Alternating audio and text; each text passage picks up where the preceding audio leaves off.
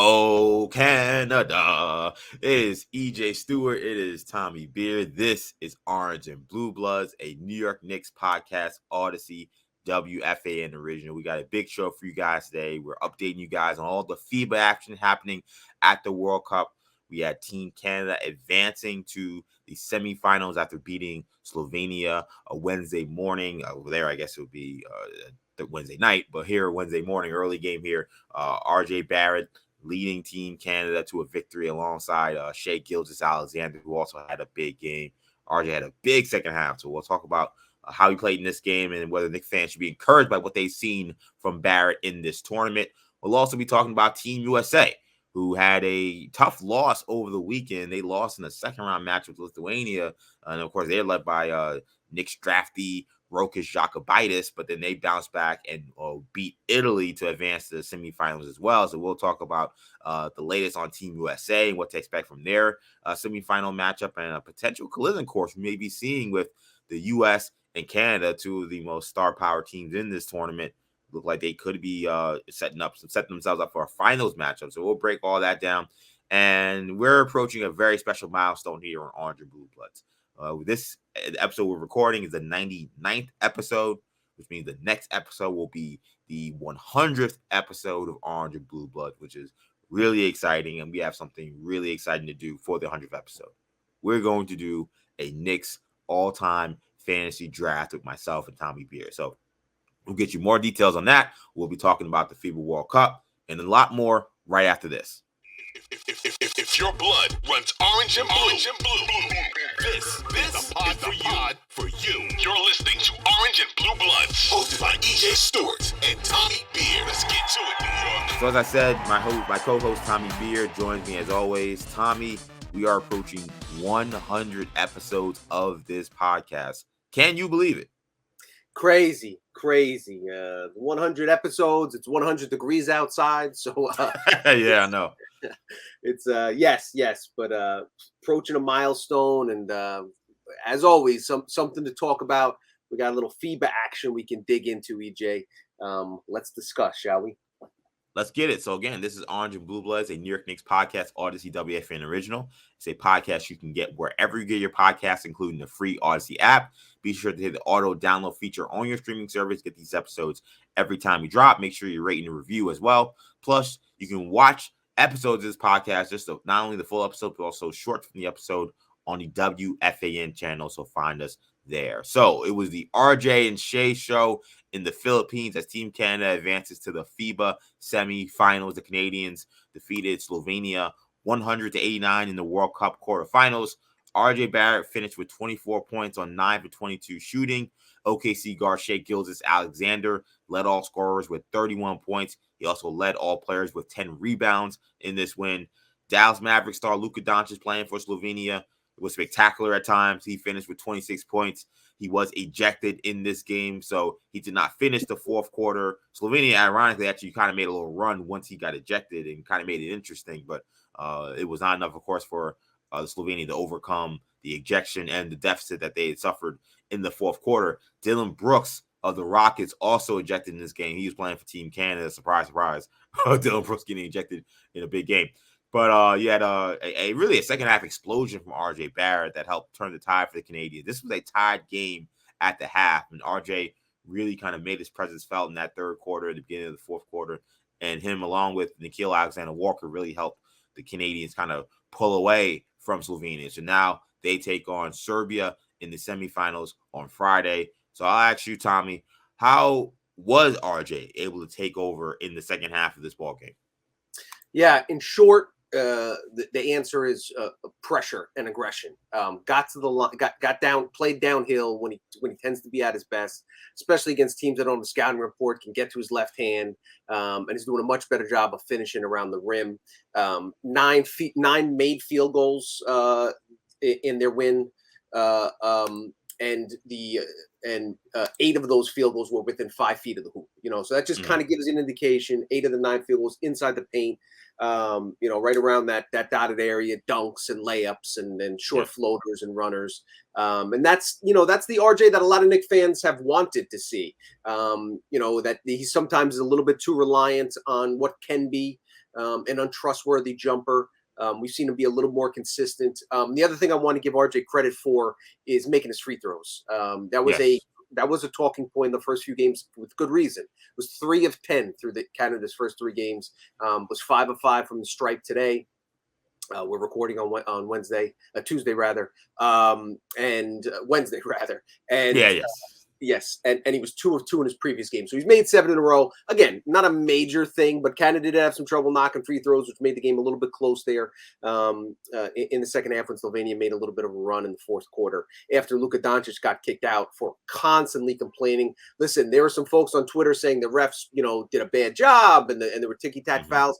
The NBA needs to be stricter and more. You can't. Luka's one of the faces of the NBA, and his face every time he gets fouled is disbelief and shaking his head and pointing fingers. And so, as an aside, I was happy to see Luka get tossed because it's something that the NBA needs to do a better job of.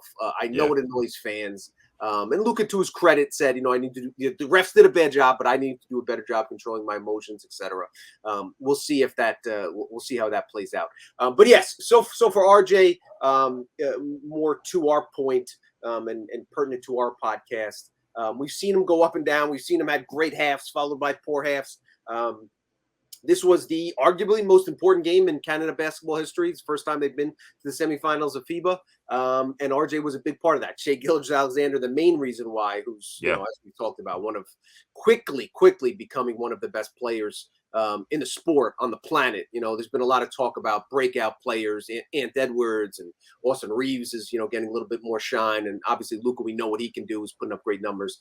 But you can make an argument that that Shai Gilgeous-Alexander, especially considering Team Canada's success and the integral role that he's played with it. When they need a basket, they clear out, go one up, 4 down. And he gets a defender on his hip and draws a foul and makes the shot and makes his free throws.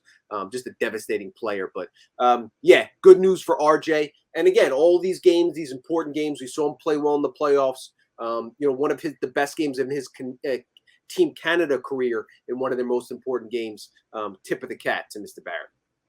And that has been the RJ Barrett story for a lot of his career, that he does come up big in these big games and these big moments. He's a guy that's not afraid of the spotlight, a guy that's not afraid of taking big shots, of making big shots.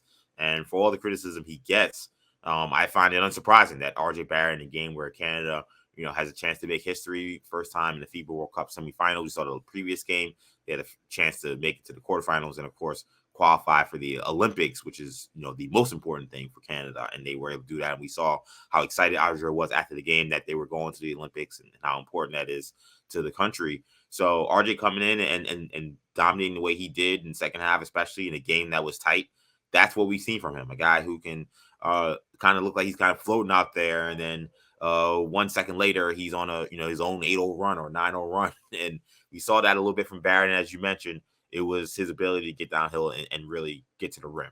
Slovenia was unable to stay in front of him. They also didn't have any rim protectors. RJ, realizing that, got aggressive. And I think it was really important because I felt like watching that game, Canada was teetering because it was basically Shai Gilgeous-Alexander or bust for the first half. And it was really a Shai Gilgeous versus Luka, shoot off, which maybe they would have won, but who knows how that goes. They're both great players, obviously. RJ kind of becoming the second fiddle in the Canadian attack really kind of put Slovenia on his heels. And at that point, they really couldn't do anything. So, that to me was a great sign for Canada, and a great sign for Knicks fans to see RJ really take charge the way he did. Yeah, and again, these are games, that can build confidence, that can show you can be a second best player in a big game, a third best player in a big game. There's a lot of reasons to be concerned, or maybe concern's not the right word, but there are reasons people have differing opinions on Barrett's upside, his ceiling, things along those nature. It's games like this. It's the 10-game stretch in the postseason that really give you confidence that he can kind of be that type of player, that all-star type player. Again, the most important thing for Barrett, we need to see it consistently. Will he back up a solid game with another solid game on Friday? And as we'll talk about, if if Canada wins Friday and USA takes care of business on Friday, we have a championship match Sunday between USA and Canada, which I'm sure we're all looking forward to. Yeah, definitely looking forward to seeing that matchup potentially. And Canada, it's funny, we had that whole controversy, which we didn't really get into last week, but you get the sprinter in the U.S. saying, how is it, how are NBA champions considered world champions when they only play in America? It's like, well, I don't think it was that big a deal. People were going crazy about it, but it is interesting that we could have, Canada versus the U.S., the countries that have the most players in the NBA playing in the World Cup. I think that maybe would give credence to the fact that the NBA champions maybe would deservingly be called world champions. But yeah, I mean, again, I like what I've seen from Barrett. I know he's been up and down. I know the jump shot, it's gone a little south the last few games. I mean, he didn't shoot the ball great. He only shot 1 for 6 from 3 today. He didn't shoot the 3 ball great the previous game. But overall, he's shooting 37% from 3 for the tournament, which is really exactly what you would want from him. If he can carry that over to his Knicks season, you would sign up for that immediately. So encouraging signs for Barrett for sure. And we'll see what they do against Serbia, a team that is well coached, a team that is they don't have the star power they normally have, of course, with no Jokic, but still a dangerous team. It will be a tough matchup for Canada. Yeah, listen, you don't get to the semis of FIBA without, being a really quality team, well-coached team, fundamentally sound, backdoor cuts. And it's, again, at this stage of the game, and we've seen it time and time again, we saw when Lithuania beat the United States, it's not necessarily about talent. It's about, chemistry, knowing a guy's tendencies, knowing when a guy's going to cut back door, et cetera, things along those lines that you get familiarity with, that teams like Team Canada and Team USA, who are littered with NBA players, great NBA players, but have spent, have had 6 practices together, where some of these other guys have been playing together for, 15 years. Yeah, RJ could end up being matched up with Bogdan Bogdanovic, a guy he's extremely familiar with. All those matchups between the Hawks and the Knicks, so that should be a fun one to go. Jovic, not Jokic, but Jovic of the Miami Heat, also playing for Serbia, and Filip Petrusev, a former Gonzaga player, and now on the Sixers this year, also for Serbia. Yeah, Jovic is a guy you definitely want to keep your eye on. He's the guy that's been kind of rumored to be dangled in that Miami Heat Damian Lillard trade. He's boosted his stock. He's played really well. Unfortunately, that Canada game on Friday is at 4:40 a.m., 4:20, something like that. But it's one of those things where if you happen to be awake, you can catch it. Fortunately, the USA game is at 8:40 a.m. on Friday. Yeah, so for US, be a little easier. If you want to get up for the Canada game, definitely make sure you set that alarm clock. Or if you wake up later, then maybe you're going to have to just avoid internet and watch it if you have ESPN Plus, because they do a pretty good job. I was able to watch this Canada game shortly after it was over in totality today before we did this podcast. So that was good for that. So Canada advances. Meanwhile, after being upset in the second round of FIBA World Cup by Rokas Jokubaitis and the Lithuanians, the Americans bounced back to rout Italy in the quarterfinals. The Americans were led by Mikal Bridges, who exploded for 24 points in the U.S.'s 100-63 win over the Italians. Jalen Brunson started at the point. He had 8 points on 3 of 6 shooting in this game. Josh Hart also started. He had 5 points and 5 rebounds in this one. So the U.S. win. They now go on to face Germany in the semifinals, the German team that gave them problems in that final exhibition game. And people remember, and the whole hoopla about Jalen Brunson. Should he be starting? Should it be more Tyrese Halliburton? Halliburton played great in this one against Italy as well. I think he had 16 points. He was the second lead scorer for the U.S. in this game. Going back, though, to the weekend in the game we saw against Lithuania, because we previewed that game and the interest in seeing Rokas Jokubaitis play against the Americans.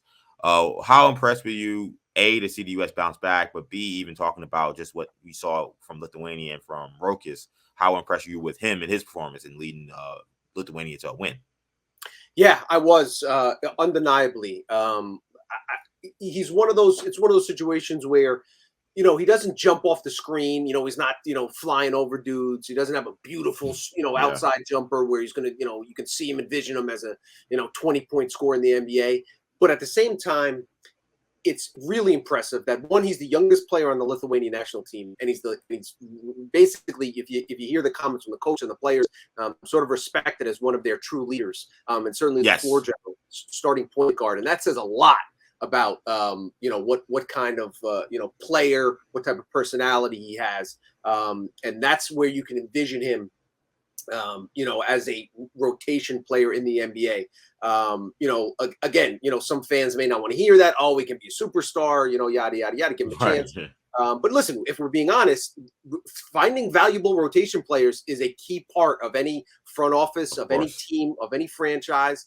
And to find a guy that's capable of giving you, 18 to 24 solid minutes off the bench as a reliable, consistent, point guard that can take care of the basketball, facilitate the offense, not be abused defensively, push the pace when need be, play with energy, play with spirit, be a good teammate. Those are characteristics and qualities that are not easy to find.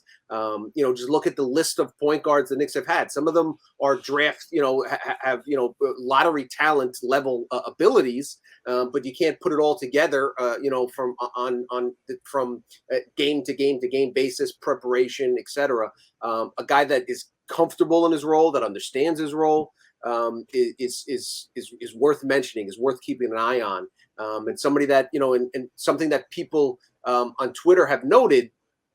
Does this potentially give the Knicks some leverage in their conversations with Emmanuel Quickley? Again, Yes. Not to say that Jokubaitis is going to replace IQ in terms of scoring 15 points a night and assists and the rebounds, etc. But listen, IQ, we love you, but if you want $10 million, we have another guy that's capable of coming in next season, for a fraction of what it would cost you, literally, 10% of what it would cost you on a rookie scale contract. That would be happy to play, 22 minutes off the bench, 18 minutes off the bench behind Brunson as he kind of works his way into the NBA. So that is one undeniable positive. Whether he's not going to come over this season, again, the Knicks backcourt is stocked. Yep. Barring a trade, of Emmanuel Quickley. Even then, he said he's committed to Barcelona. But should a situation arise where the Knicks don't agree to a contract extension and he's an undrafted free agent, a restricted free agent following this season, something at least the Knicks can hint at during negotiations with IQ and his agent. Yeah, I think it's something Knicks fans may feel more comfortable with if there's a scenario where IQ decides to go elsewhere. Or as I've mentioned before, if there's a scenario where the Knicks end up making this massive coup of a trade where they get a Right. big superstar and IQ has to be included in the deal to make it work.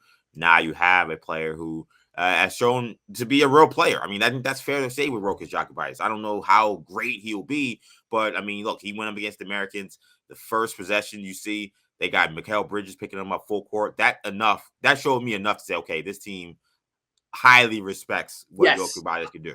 I thought that was a major sign of respect, is that the fact that they had put Bridges on him and had Bridges on him when he was in the game. There was some chatter that there was going to be kind of a Jordan Pippen on Tony Kukoc type attack. Yeah. It wasn't quite that, but again, if you put and Bridges has been awesome, by the way. We probably haven't talked enough about it, but he's been, in my opinion, the best two-way consistent player on Team USA throughout this tournament. But you're 100% right. It's a great point. A sure sign of respect from Kerr and Bridges and the rest of Team USA coaching staff that they stick Bridges on Jokubaitis to start the game. Yeah, and Jokubaitis, more than held his own. I mean, again, he orchestrated the offense, ran the offense well, kept his turnovers down, shot a good percentage, scored the ball when he had to, and led his team to a massive win over a team that had way more talent, playing the point guard, playing the floor general role. So now, look, Lithuania making essentially every three they took had a large thing to do with why they were able to win this game. But you got to give Jokubaitis credit. I think if you're a Knicks fan, you got to feel definitely, at the very least, intrigued by what the Knicks may have in him whenever he eventually decides to come over. 6 games that Lithuania has played in this tournament. Jokubaitis is 10 of 16 from three-point territory, 62.5%. I mean, listen, these are pressure-packed games. A lot of them are open threes. He's because he's not known as a respected shooter, and Lithuania has a ton of great three-point shooters, so he's got open looks. But again, he's slashing 52.8% from the floor. As I mentioned, 62.5% from three and 91.7% from the free throw line. Those are great, efficient numbers in pressure-packed, important games. He leads Lithuania minutes played with nearly 150 minutes played. Again, a sign of respect and trust from his teammates and coaches, etc. It's hard to walk away from this tournament. By the way, Lithuania does have one game as like the 7th, 8th place game. Yes. And I believe that's tomorrow. Yes, Thursday. it is tomorrow. Yeah, so we'll get one more game from Lithuania to see what Rokas can do in that contest. When we look at the Americans, you mentioned again, Mikal Bridges was fantastic in this one. He's been fantastic for much of this tournament. Jalen Brunson, in some ways, I feel, and this is why this matchup with Germany is going to be interesting, because it feels like he's played well, but it's been a different Jalen Brunson. Like, it hasn't been necessarily the guy who is getting downhill, looking for his shot consistently. Like, he's been forced to play more of a distributor role, and in some ways, it's kind of minimized his role. And when I watched the Lithuania game, and I saw the way that game unfolded, it was so much Anthony Edwards. And Anthony Edwards is probably the best all-around scorer that the team has. But do you feel like Brunson should be more featured in the offense as a scorer? And is he being maybe too unselfish? Yeah, the issue is, as we saw with Slovenia losing, despite Doncic averaging 25 points, it penalizes to a large extent one-on-one play. The teams that tend to have the most success have greater ball movement, execution, fluidity. When the ball gets a little bit sticky, and credit to Anthony Edwards, he scored 35 in the loss to Lithuania. 3 away from Kevin Durant's all-time USA record of 38. He passed a lot more. He saw defenses shifting over, and to his credit, was a much better distributor. Bridges was knocking down open threes, and the rest of the guys, obviously Reeves and Ingram, chipped in off the bench. So it's one of those things where if you rely too much on one player, too much one-on-one, it's different from the NBA playoffs in that respect. It's more difficult for a player to have a great amount of success, especially when the fouls are called, the way defenses can kind of strangle, high post, low post moves. Again, Brunson's still doing his thing. He's going to get plenty of opportunities to do so. But the USA is at their best when they're a lot of ball movement, kicking out to wide open shooters for 3-pointers, pushing the pace, whereas Brunson is at his best in the NBA half-court setting. Think Game 5 against Miami, Game 6 against Miami, when it's 88-92, 95-97, and there's a lot of half-court offense. You want to slow the game down, et cetera. It's 12-minute quarters as opposed to 10-minute quarters. The USA's advantage is their athleticism, their speed, and you only have 40 minutes to kind of, take advantage of that, of those physical attributes. So, you're not necessarily benefiting from a guy like Brunson. We all know he can get points at will, but it's not necessarily the most efficient points for Team USA. Yeah, and the way teams be more physical with ball handlers as well, that makes it harder for guys to dominate a game one-on-one, and does, as you said, get the ball to be a little more sticky. So how do the Americans match up with Germany coming up here? Like I said, this was the big scare game before they actually lost the game against Lithuania. But Germany, they seem to have, I guess, got past whatever happened with Dennis Schroeder and the coach. So those guys were going at it. I don't thought that was going to be a bad problem, but they're still in the tournament. They won their last game, and now they're going to be facing the Americans in the semis. They're probably coming with a little confidence, considering they had a double-digit lead and it looked like they were on their way to a win before basically the Anthony Edwards show ensued, and Team USA was able to steal one in the exhibition. How do the Americans stack up with the Germans? Yeah, so the issue with the Montenegro, again, they were down at the second half of that Montenegro game, the game prior to the Lithuania game, and the Lithuania game was United States getting absolutely devastated and dominated on the backboards. And a lot of that has to do with Jaren Jackson's inability to stay out of foul trouble. 2 fouls in the first 3 minutes against Valanciunas in that Lithuania loss, and it inexplicably picked up 2 quick fouls in the first 4 minutes in the USA blowout win earlier this week. But again, a lot of it had to do with the personnel. So Montenegro, Vucevic at center, Lithuania, Valanciunas the starting center. They also start 2 other guys, 6'9" or taller. Whereas Italy is a perimeter-based team, and USA, as expected, as hoped, dominated the glass. They were, I think it was plus 18 on the rebound advantage. So those are the things that fortunately, Germany's more like Italy as opposed to Lithuania or Montenegro. Dennis Schroeder, we know about him at the point guard, and their other 2 kind of anchors are the Wagner brothers, Wagner and Franz Wagner. Really important to note, Franz came back for their most recent win against Latvia, where Bertans missed a 3-pointer at the buzzer that could have sent Latvia past Germany and into playing the U.S. But he was out, missed 5 games with an ankle injury, returned on Tuesday for that contest that that Germany won by 2 points to advance. Yeah. To Friday's semifinal against the United States. For those that haven't, that are not all that familiar, Wagner's really one of those rising stars down in Orlando. Really enjoy his game. Great player, spent 1 year in Michigan. And I think he has a really high upside in the NBA. So he's only going to be healthier. So, it looks like he came out of that game without any setbacks in terms of the ankle injury. So again, there's Daniel Tice. They got some NBA experience, but they don't have a guy that averages over 6 rebounds. So it's not like they're going to put, Wagner tends to play more in the perimeter. Mo Wagner can obviously board and bound, and he's a little bit more bruiser. But yeah, listen, they have playmakers. They have talented team. The one good thing about the Lithuania loss was it came prior to the knockout stage. I think it kind of lit a fire under America's butt. And, and said, listen, we can't just roll the ball out there and win comfortably. Obviously, the blowout game against victory, hope the game against blowout victory over Italy, you hope they kind of keep that same energy and enthusiasm. I think they're only favored by 9, which surprised me because they were favored by 17 against Italy. But, make no mistake, they can compete, but the United States is far superior in terms of talent and should be able to knock off the Germans. Yeah, I agree. The Americans, I think, are, it was kind of interesting how, again, the size and the 3-point shooting for Lithuania is what, bothered the Americans in the loss, and Germany, a different team, where it seemed with them, it was the Americans' inability really to guard. And some of that was on Brunson. It was his, the guards for Germany, especially Schroeder, were being extremely aggressive, getting downhill. And that's why I think for a lot of this game, it is going to be on Brunson to kind of answer the challenge. Yeah. Like, he's going to start again. And they're going to throw him out there again, but I expect Germany to attack him just like they did in the exhibition.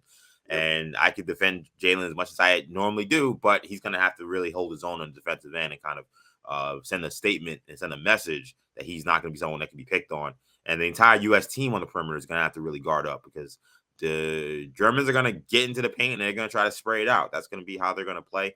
And if they get paint touches, that's where they can get hurt.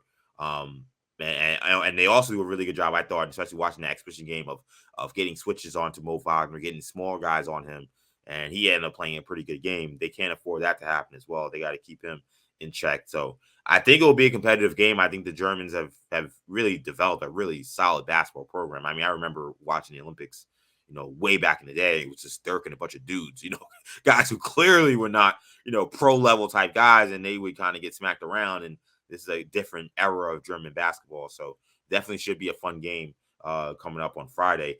Do you think we get the U.S.-Canada final matchup? That is, to me, it looks like almost a collision course. You got Canada on one side. They have a tough match against Serbia. You got the U.S. against Germany. Do you think we get that Sunday showdown between the U.S. and Canada? I do. One quick thing on the U.S.-Germany match. If Brunson cannot stay in front of Schroeder, Steve Kerr will not hesitate to yank Brunson out, Halliburton in. We've shown Halliburton's been fantastic in this tournament, a better defensive player than Brunson. He will, Kerr will not hesitate to do that. To directly answer your question, I think U.S. beats Germany. That Canada-Serbia game is going to be really tough, competitive. But I just think, Canada's just, playing too well right now. SGA and Barrett, we've talked about a bunch. Dylan Brooks, or Villain Brooks, as he is earning his reputation again. Got a technical and got ejected in the match against Slovenia today. He's been great. Lou Dort's a tremendous defender. Dwight Powell gives him some size up front. Obviously, Kelly Olynyk, their veteran. I think they're just kind of their confidence is surging. Listen, Serbia can get hot. Nobody would be surprised if Bogdanovic hits 7 threes and scores 28 points. They got a bunch of other shooters. Jovic has been playing really well. So that should be a great game as well. But Vegas has USA around 10-point favorite and Canada around 6. So the odds are that we get that showdown between Josh Harden, Barrett, and Brunson and SGA and all that fun stuff to kick off what would be an incredible Sunday sports day. I was looking at it yesterday. We could have, if everything, if USA beats Canada, if USA wins and Canada wins on Friday, they'll play each other Sunday. That's 8:40 a.m. That'll take you into the 1 o'clock kickoff of all the NFL, full slate of NFL games. Then we got the 4 o'clock NFL games, in addition to the U.S. Open men's final at 4 could be Jokic. I'm going to go out on a limb, and it looks like, you talk about a collision course. Alcaraz and Djokovic seem to be on a collision course there. Yeah. And then as a cherry on top of the Sunday, you got Sunday Night Football, Cowboys versus Giants. So it could be a all-time kiss your wife goodbye in the morning kind of Sunday sports. Yeah, I think you'll see a lot of people just parked out on the couch. Tommy just parked out on the couch, just watching sports nonstop. I mean, we'll see at that point whether or not his lines actually won on Thursday. So will he be a sad Tommy or a happy Tommy? I don't know. But yeah, that's definitely going to be an epic Sunday potentially if you do get that U.S.-Canada game added to that already epic Sunday slate. So like I've said, we've had the pleasure every week since last December of doing this show, talking about Knicks basketball. And we are blessed to be approaching our 100th episode of Orange and Blue Bloods. And in thinking of ways to celebrate, and I thought about various ways we could do it. To me, I think the best way for us to be who we are as Knicks fans and who we are as Knicks commentators is to celebrate the history of the team, which is something that me and Tommy talk about a bunch on this show.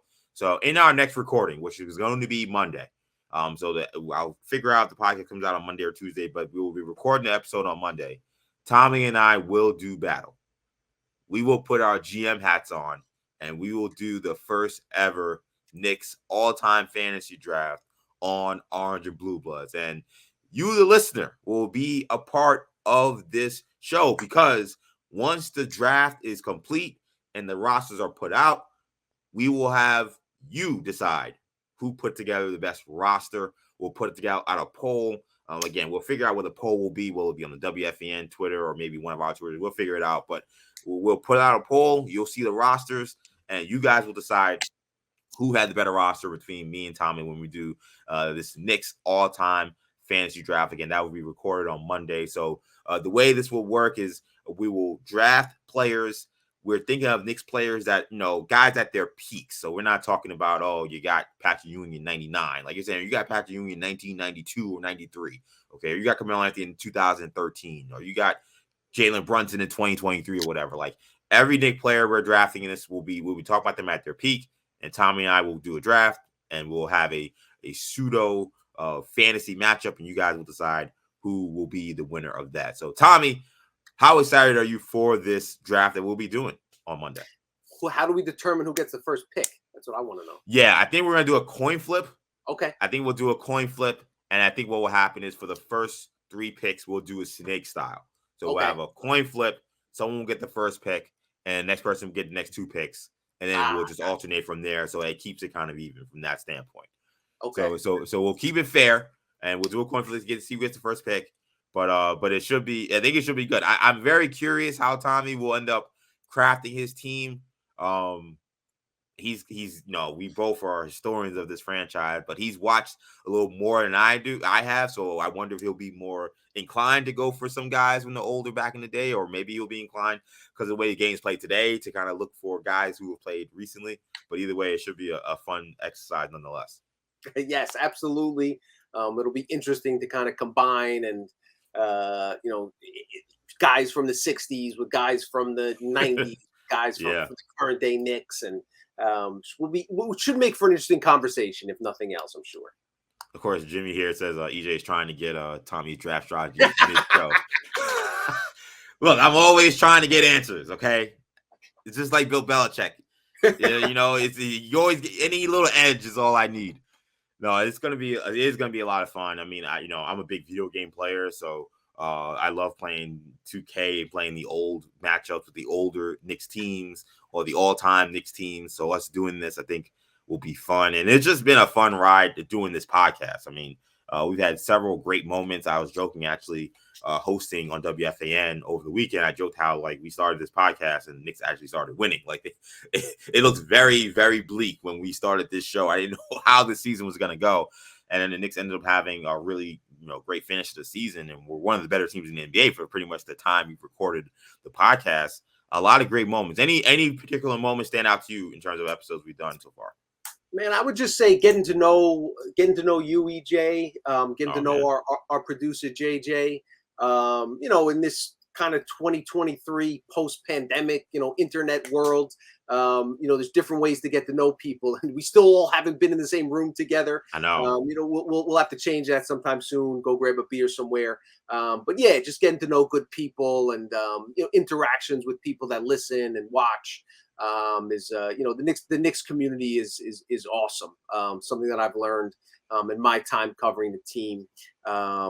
Just at random barbecues, and it's just one of those things where people can bond over. If you don't have anything else in common, if you've been a Knicks fan for 15, 20 years, especially this century when there's very little to cheer about, I think it says a lot about your quality as a person, as a human being, your loyalty. I always joke, ladies out there, if you find a Knicks fan that's been loyal to his team, he's going to be loyal to you.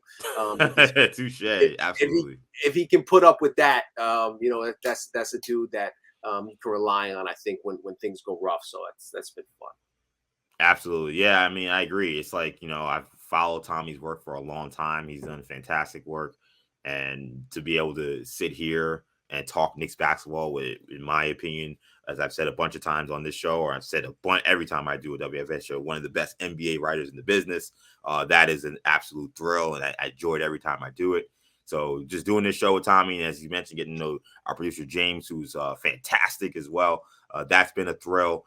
These episodes being able to do, I mean, I'm thinking about the episode Knicks advanced in the second round of the playoffs and how exciting that was, and some of our preview episodes of those series, talking to Cavs media, talking to Miami Heat media. That's been fun as well. And even some of the dark times. Like, if you talk about Franz Wagner, I'm remembering that Orlando game when Julius Randle was going at quickly, and I basically said that he got his ass kicked by Paolo Banchero.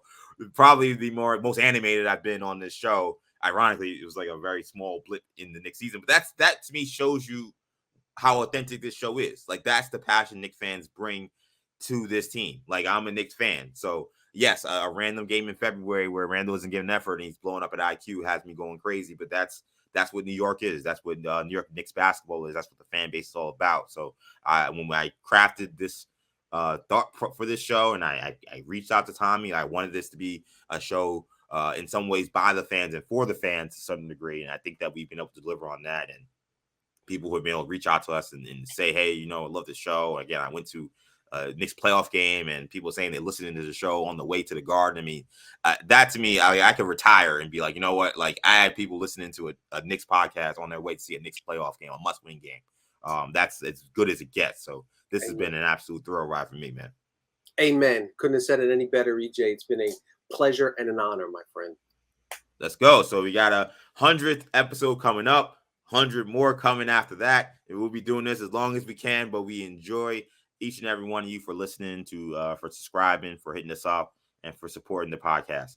But make sure you check it out. Again, Monday, we'll be recording the 100th episode of Orange and Blue Blood. So that'll be a very special one. That's going to do it for this edition, this 99th edition of Orange and Blue Blood. Thank you guys so much for checking us out. Of course, you can catch all of our shows on wherever you get your podcasts, including the Audacy app. Make sure you hit the download feature on your streaming service to get these episodes every time we drop. And be sure to also check us out on YouTube. Again, you can watch the full videos of this podcast and the shorts of this podcast on the WFAN channel. That's going to do it for now. Thank you guys so much for checking us out. For Tommy, I'm EJ. Take it easy, guys. Peace. Thanks for watching. If you enjoyed this video, please don't forget to give it a thumbs up and subscribe to our channel for more content like this. If you want to see more of our videos, be sure to check out our playlist and let us know what you think in the comments below. Also, don't forget to follow us on social media to stay up to date on our latest podcast ventures. Links will be in the descriptions. And as always, thanks for watching, and we will see you in our next video.